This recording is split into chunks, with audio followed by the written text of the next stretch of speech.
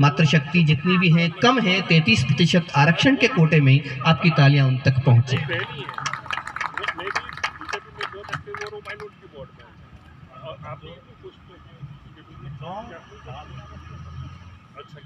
एक बार जोरदार ताली बजाकर।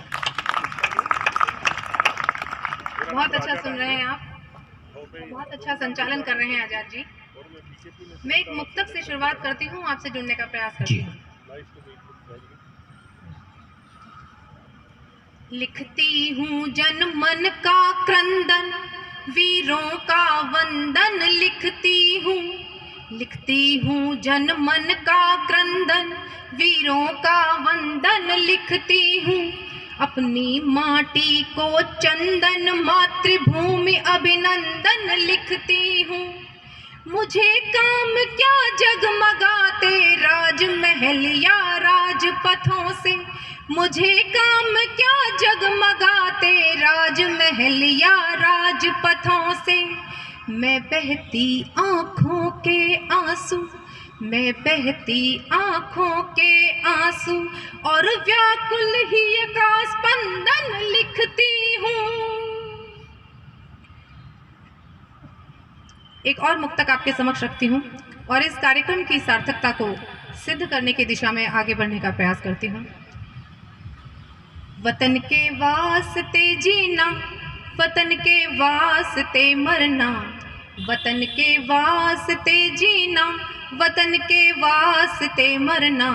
कि वीरों को तो दिन और रात यही एक काम है करना, कि वीरों को तो दिन और रात यही एक काम है करना। चिंता नहीं उनको कि कल वो हो या फिर ना हो, बस झुकने नहीं पाए तिरंगा ये जो है अपना, ऊंचा ही लहराए तिरंगा ये जो है अपना। तो अटल जी भी एक सच्चे देशभक्त योद्धा की तरह, एक वीर सेनानी की तरह जीवन भर देश को समृद्ध, सशक्त और आत्मनिर्भर बनाने के लिए संघर्ष करते रहे। इसलिए आज हम उन्हें श्रद्धांजलि देने के लिए, काव्यांजलि देने के लिए एकत्रित हुए हैं। मैं भी 4 पंक्तियां उन्हें श्रद्धांजलि के रूप में समर्पित करना चाहती हूँ। कि अटल सत्य सा अटल हो गया आसमान में वो तारा, अटल सत्य सा अटल हो गया आसमान में वो तारा, अवनी पर होकर रहा सदा सर्वदा सबका प्यारा। दिलों में हमारे रहेंगे अटल, दिलों में हमारे रहेंगे अटल, अटूट अखंड अक्लांत, क्योंकि स्थूल शरीर मिलता मिट्टी में, आत्मा अजर अमर और शांत। वाह क्या बात। अटल जी ने एक स्वप्न देखा था, भारत को सशक्त और समर्थ बनाने का स्वप्न। उनके इस स्वप्न को सार्थक बनाने के लिए और इस स्वप्न को साकार करने के लिए अभी हमें बहुत मेहनत की आवश्यकता है। और इस दिशा में सबसे बड़ी समस्या है आतंकवाद की समस्या। आए दिन हम सुनते हैं, रोज ही हमारी सीमाओं पर कभी 2, कभी 3, कभी 4 जवान शहीद हो जाते हैं, और वो भी घिनौने आतंकवाद के कारण। तो क्या ये सब सुनकर हमारा दिल आक्रोश से नहीं भर उठता? क्या जब हम उनके बच्चों की चीख पुकार सुनते हैं, उनके परिवारजनों का रुदन सुनते हैं, आर्तनाद स्वर सुनते हैं, तो क्या हमारा दिल नहीं पसीजता? अगर नहीं पसीजता तो ये कैसी देशभक्ति है, ये कैसी मानवता? मैं भी जब रोज इस तरह की घटनाएं पढ़ती सुनती हूँ तो मेरा मन आक्रोश से भर उठता है, क्योंकि मैं भी उस हिंदुस्तान की बेटी हूँ जहाँ झांसी की रानी लक्ष्मीबाई जैसी वीरांगनाओं ने जन्म लिया। तब कहना चाहती हूँ कि झांसी की रानी को सुन सुन कर मैं बड़ी हुई, झांसी की रानी को सुन सुन कर मैं बड़ी हुई, उसी देश प्रेम की ज्वाला इन अंगों में भरी हुई। और ये देश हाड़ा रानी का देश है कि युद्ध पे जब उसके पति ने निशानी मांगनी चाहिए तो उसने अपना धड़ सिर से अलग कर दिया और सिर रक्त रंजित सिर निशानी के रूप में भिजवा दिया कि रक्त रंजित धड़ वंचित गर्दन पहुंचा दी समर भयंकर में, उस हाड़ा रानी क्षत्राणी की याद बसी है नस नस में। हमारे इतिहास के पन्ने ऐसी वीरांगनाओं के नामों से भरे हुए हैं। कनकलता, चेन्नम्मा, झलकारी देवी, दुर्गाबाई, बेगम हजरत पन्ना और या जीजाबाई। पूरी होती है ना उसके पास में। हमारे इतिहास में ऐसी वीरांगनाओं की कमी नहीं है।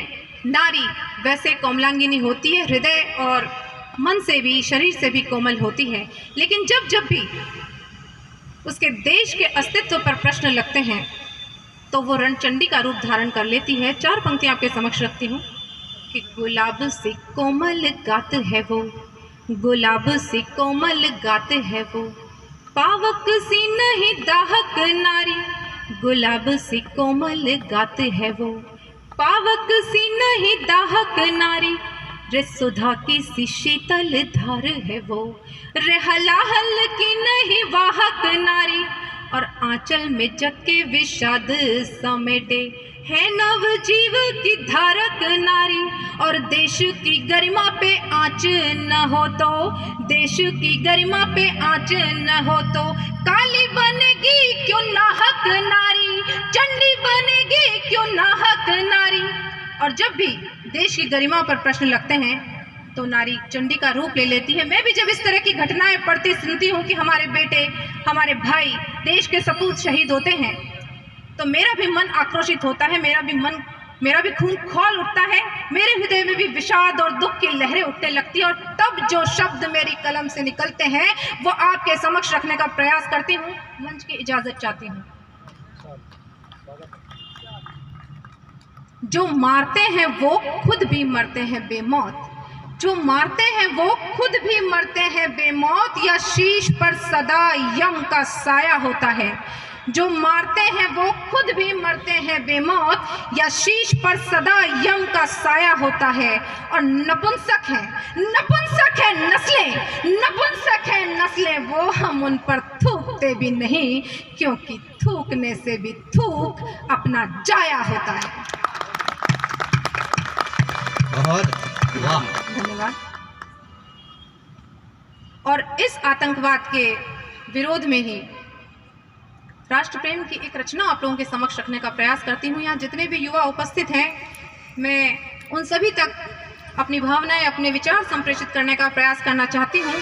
और जो भी यहाँ उपस्थित हैं उनमें से कौन स्वयं को युवा समझते हैं आज वो भी पता लग जाएगा, क्योंकि जो स्वयं को युवा समझते हैं उनकी प्रतिक्रिया, उनका आशीर्वाद मुझ तक ज़रूर पहुँचेगा।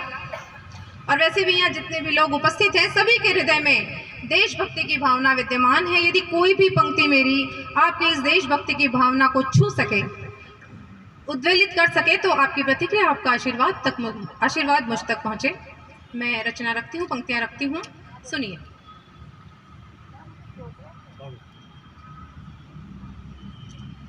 जब धर्म सुप्त अवस्था में बीरू बनकर के सोता है, जब धर्म सुप्त अवस्था में बीरू बनकर के सोता है, तो पातक घातक पैदा हो सौभाग्य तभी तो रोता है।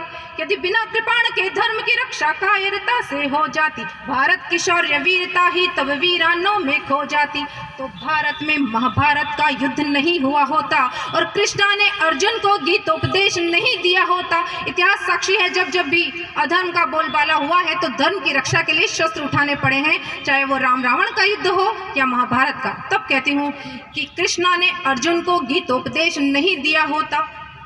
निरपराध लोगों की जानों से तो प्यार हमें भी है, शोणित बहन नृशंस हत्याओं से इनकार हमें भी है, संहार और विनाश न हो का इकरार हमें भी है। पर क्या गलत जो राष्ट्र प्रेम का असीम खुमार हमें भी है। बहुत अच्छे, क्या बात है, वाह। क्या सब धर्मों से बढ़कर के अपना राष्ट्र धर्म नहीं? क्या मातृभूमि की रक्षा का सबसे महत्व कर्म नहीं? क्या दुश्मन को अपनी ताकत दिखलाना भी गलत है? क्या वार करे कोई तो प्रतिवार चलाना गलत है? क्या राष्ट्र का सम्मान बचाने मिट जाना भी गलत है? क्या भारत माँ की शान बचाने शस्त्र उठाना गलत है? वाह। जो लोग शांति की बात करते हैं वो ये भूल जाते हैं कि अपनी मातृभूमि के प्रति, अपने देश के प्रति हमारे क्या कर्तव्य हैं। तब मैं कहना चाहती हूँ, क्या राष्ट्र का सम्मान बचाने मिट जाना भी गलत है? क्या भारत माँ की शान बचाने शस्त्र उठाना गलत है? अरे इसीलिए तो अब तक चुप थे, इसीलिए तो अब तक चुप थे कि खून बहना अपनों का मंजूर नहीं था, इतना भारी मूल्य चुकाना सपनों का। चुप थे विकराल विभीषिका से ना हो जाए साक्षात्कार, चुप थे क्योंकि पसंद नहीं था हमको लाशों का व्यापार। चुप थे चुप थे क्योंकि पसंद नहीं था हमको लाशों का व्यापार। पर जो कायरता की बातों को शांति का जामा पहनाते, स्वर्ग से मातृभूमि को वो किस मुंह से मुंह दिखलाते। अरे युवाओं यदि रगों में रक्त प्रवाह होता है तो बेशकीमती हीरे जीव सीमा पर जब देश खोता है तो, अरे युवाओं यदि रगों में रक्त प्रवाह होता है तो बेशकीमती हीरे सीमा पर जब देश खोता है तो क्या नहीं उफान लहू में उठता, क्या नहीं उफान लहू में उठता, फटती नहीं क्या छाती है। और भारत माँ की शान में गुस्ताखी कैसे कैसे कैसे भाती है। बहुत अच्छे, क्या बात है। अरे युवाओं यदि रगों में रक्त प्रवाह होता है तो बेशकीमती हीरे सीमा पर जब देश खोता है तो क्या नहीं उफान लहू में उठता, फटती नहीं क्या छाती है। और भारत माँ की शान में गुस्ताखी कैसे भाती है। अरे लड़ना होगा अभी तो हमको पाने को अधिकारों को, दुनिया को दिखलाना होगा शेरों के हुक्कारों को, विरुद्ध क्रुद्ध हो आज मिटाना भारत के गद्दारों को, और घर के भेदी आस्तीन के सांपों के फुफकारों को। विष उगलते नागों का अफन कुचलना होगा, विष उगलते नागों का अफन कुचलना होगा, और मानव भक्षी आतंकी पर आग उगलना होगा। विषाद विषमता व्यभिचार की तोड़ बेड़ियां हमको, विषाद विषमता व्यभिचार की तोड़ बेड़ियां हमको, जब तलक समता सदाचार की सुबह हुल्लड़ ना होगा, जब तक पूरे विश्व में सभी देशों के बीच समता सदाचार और सौहार्द की भावना पल्लवित न हो, तब तक हमें संघर्ष करते रहना है। और इस संघर्ष में मैं कहना चाहती हूँ कि विश्व के उन तमाम शक्तिशाली देशों को हमारा साथ देना चाहिए, बल्कि विश्व के सभी देशों को एकजुट होकर आतंकवाद के खिलाफ खड़े होने की आवश्यकता है। क्योंकि यदि सभी देशों ने अपने अपने निजी स्वार्थ त्याग नहीं किए, अपने अपने क्षीण संकीर्ण स्वार्थों का त्याग नहीं किया और आतंकवाद का समर्थन किया, आतंकवादी देशों को अपने स्वार्थ के कारण उन्हें प्रोत्साहित किया, उन्हें उकसाया, तो वो दिन दूर नहीं जब धीरे धीरे आतंकवाद की लपटें सभी देशों को लील जाएंगी और पूरा विश्व धू धू करके जलने लगेगा।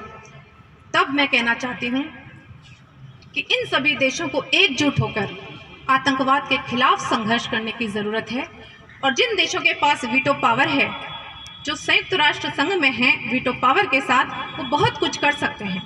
वरना हमारे सामने उदाहरण है अमेरिका और इराक के बीच के संबंध, हिंदुस्तान पाकिस्तान, हिंदुस्तान चीन के बीच के संबंध, और अभी अभी तालिबानी संगठन ने जो अफगानिस्तान की हालत की वो हम सबके सामने है। यदि इन सबको रोकना है तो हमें क्या करना होगा।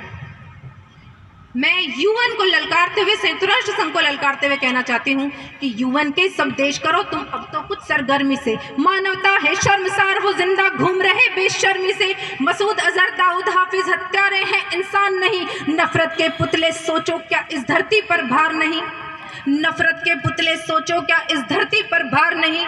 विवश लोभवश सत्य जानकर भी यदि तुम चुप होगे तो रोशनी की किरण न होगी, अंधकार घुप होंगे। चीन इसका उदाहरण है, वो आतंकवाद का समर्थन करता है, पाकिस्तान का समर्थन करता है, और भी सब देश अपने अपने स्वार्थ के हिसाब से उन देशों का समर्थन करते हैं। तब कहना चाहती हूँ कि विवश लोभवश सत्य जानकर भी यदि तुम चुप होगे तो रोशनी की किरण न होगी, अंधकार घुप होंगे। वैश्विक आतंकी घोषित है, मुल्क पड़ोसी में पोषित है, उस देश के बाशिंदे भी इन सबसे ही तो शोषित हैं। हमें करना क्या होगा, मैं पंक्तियां आप तक पहुंचाने का प्रयास करती हूँ, बात ठीक लगे तो बताइए।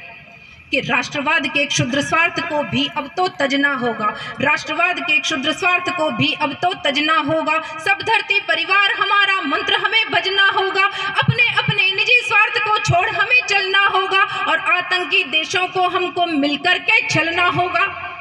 बहुत तरक्की की है, बहुत तरक्की की है, तुमने दिखला दो शैतानों को, बहुत तरक्की की है, तुमने दिखला दो शैतानों को। मानवता की रक्षा हित अब काम तो लो विज्ञानों को। ब्रिटेन, अमेरिका, चीन, फ्रांस हम तुमसे ही कहते हैं, कहते हो खुद को विश्व शक्ति, फिर उपद्रव क्यों सहते हैं। उपग्रह के जमाने में क्या संज्ञान नहीं ठिकानों का, दिन दूनी रात चौगुनी होती आतंकी की दुकानों का। जब जब भी अमेरिका पर आतंकवाद का कहर ढाया है, उसने आतंकवादियों को मार गिराया है। ओसामा बिन लादेन इसका उदाहरण है। अभी भी उसने आतंकवादियों को मारा। जब भी उसके देश पर संकट आता है वो करता है, लेकिन हमारी मदद करने के लिए वो क्यों नहीं आता? तब सारे नियम कायदे कानून क्यों आ जाते हैं? तब मैं कहना चाहती हूँ कि यदि इन देशों ने हमारा साथ नहीं दिया तो हमें क्या करना होगा? मैं इन देशों से कहना चाहती हूँ कि उनका भी सम्मान करो। मैं उन देशों से भी कहना चाहता हूँ कि इनका भी सम्मान करो। और इतनी समस्याओं में एक बहुत राष्ट्रीय समस्या है, भोजन ठंडा नहीं होना चाहिए। बार बार भोजन का नाम लेने से मुझे लग रहा है कहीं रोता भोजन की तरफ भाग न जाए, कभी सम्मेलन अधूरा छोड़ दे। कविता बहुत अच्छी है इनकी कविता के लिए एक बार जोरदार ताली बजाएं। अभी बाकी है जी। राष्ट्रवाद के क्षुद्र स्वार्थ को भी अब तो तजना होगा। सब धरती परिवार हमारा मंत्र हमें भजना होगा। अपने अपने निजी स्वार्थ को छोड़ हमें चलना होगा और आतंकी देशों को हमको मिलकर के छलना होगा।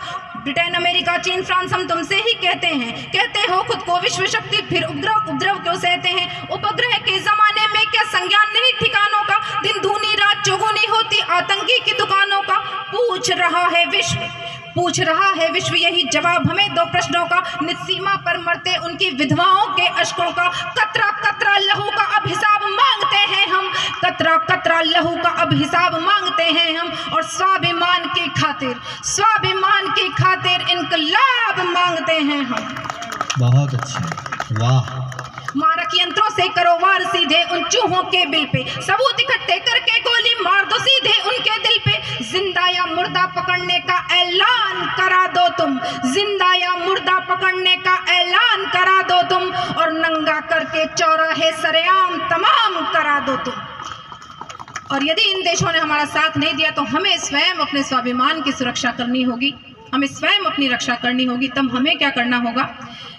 याद हमें है अभी तलक तो अपना ही हिस्सा था वो। कभी जिया था हमने जिसको ऐसा एक किस्सा था वो। बाज न आया यदि वो अपने आतंकी हथकंडों से। बाज न आया यदि वो अपने आतंकी हथकंडों से। पिटवा देंगे सबको भारत माता के रणचंडों से। बाज न आया यदि वो अपने आतंकी हथकंडों से। युद्ध क्षेत्र पट जाएगा दुश्मन के रणमुंडों से। हाथी घोड़ा प्यादा वजीर शहंशाह की खैर नहीं। सबके सब मरेंगे उनकी कब्र बनेगी यहीं कहीं। शांति हित अशांति का स्फुटन नहीं होने देंगे। बहुत हुआ आतंक की धूम्र से घुटन नहीं होने देंगे। बहुत हुआ आतंक की धूम्र से घुटन नहीं होने देंगे। वाह, क्या बात है।